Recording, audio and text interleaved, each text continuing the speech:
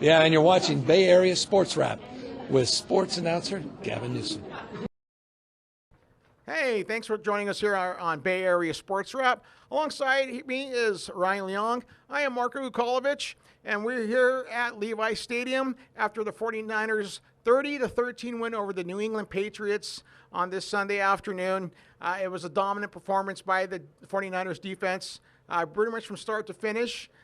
They set the tone early, including the Fred Warner 45-yard interception return for a touchdown where he makes a spectacular leaping catch, gets up, runs all the way in, had some help along the way from his defensive line mates. But in all, the 49ers needed to right the ship, and they had the perfect opponent in the New England Patriots, and they pretty much dominated in this game today. And Ryan, when we look at the way this game unfolded, defense again was the tone setter and allowed the offense to get going even after that slow start. No, absolutely, Marko. Thanks. It was a fun game for Niner fans to be here and for the faithful to see them take on this Patriots team. And I mean, this is a franchise that's fallen far from grace. You know, no more Tom Brady. Bill Belichick's off gallivanting with his 24-year-old girlfriend, and Gerard Mayo is just he's trying to right the ship for the Patriots, and this is a franchise that's kind of in disarray right now, and they definitely need a lot of help, but that's okay. The 49ers aren't feeling sad for them or feeling sorry for them. Rather, they know they had to go out and get business done, and they did that. And Jordan Mason had basically a kick-ass game, and 123 yards rushing, I think, on 24 carries. 123 yards on 24 carries, and, right. and including a touchdown run, and then George Kittle with a big touchdown catch where he beat 3 defenders in the corner of the end zone. That was the highlight play of the offense. And as Marko, you already mentioned, the great play by Fred Warner. And then, of course, the defense set the tone. They had some great plays. I think they sacked Jacoby Brissett. Yeah, I almost messed up his name there. Brissett was sacked, I think, 6 times, and they just pressured him all day long. And so, overall, again, good win for the 49ers. Not the prettiest win. If I had to grade them, I'd probably give them a grade of B.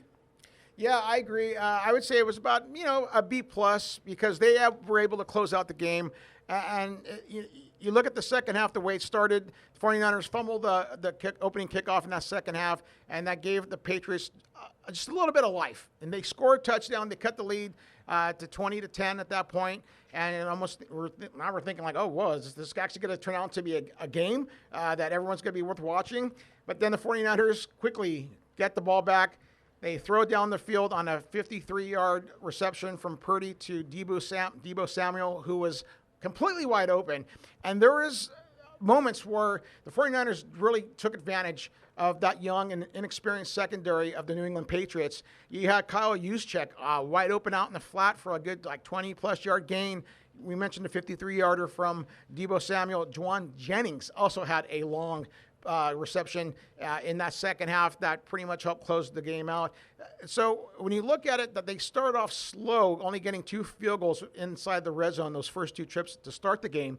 But again, once Fred Warner got that interception and returned to 45 yards for a touchdown, that fired up, again, both sides of the ball. I believe Kyle Juszczyk, who talked to us after the game in the locker room, said that was the play that really set off the Niners in this game and allowed them to really dominate.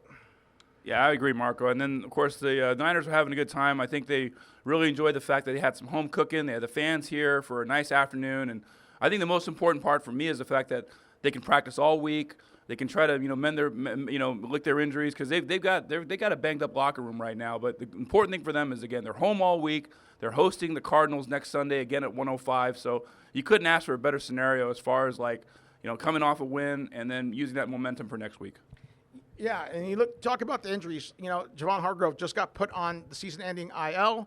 Or injured reserve because he suffered, a torn, I think, triceps or some upper body injury that he needs to have surgery, so he's out for the year. Talanoa Hufanga was game scratch because he, I believe, hurt his ankle, earlier on Friday, and so he wasn't able to play. So the fact that this defense, despite not having a Dre Greenlaw and the guys we just mentioned, the depth that this defense has is why no one should be panicking about this team. Yeah, they're 2-2, and they did blow one last week against Los Angeles down there in Southern California. But when you look at the depth on this defense, and then you look at even on the offense, they're missing McCaffrey, but still, Jordan Mason's been a revelation, which, I think they all knew how good he can be, and now he's proving that within this 49ers offense, which then takes the pressure off Brock Purdy, who has some eventful scrambles out in this game today, but he had an efficient game as well.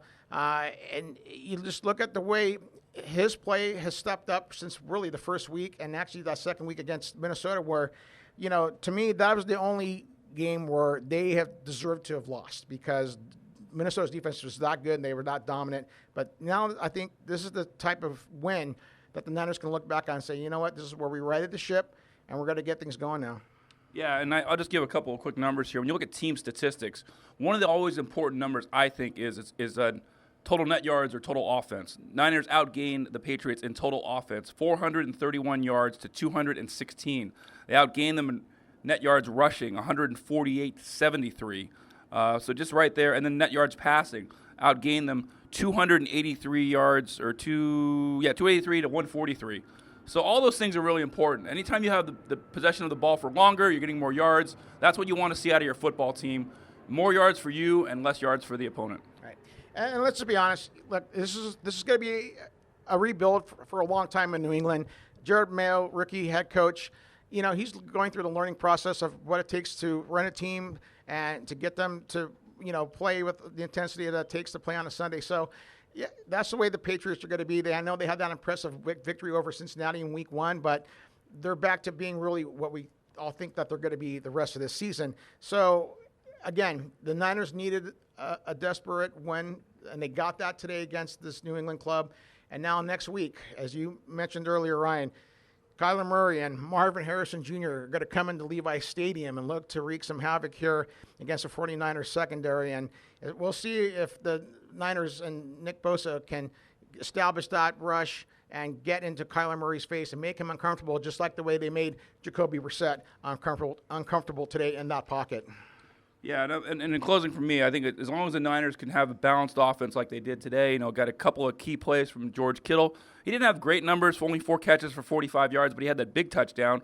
Juwan Jennings has 3 catches for 88 yards, including that 45-yarder that Marko mentioned, a second go-route pass by Brock Purdy. And Deebo Samuel, same thing. He's only got 3 catches, but really it comes down to 1 catch because he had that 53-yarder. So, as long as you can balance out the offense, get a couple of good receivers catching balls, Jordan Mason can have another, 80 to 100 yards on the ground. It should be another win for the Niners next week against Arizona. Yeah, a big divisional matchup.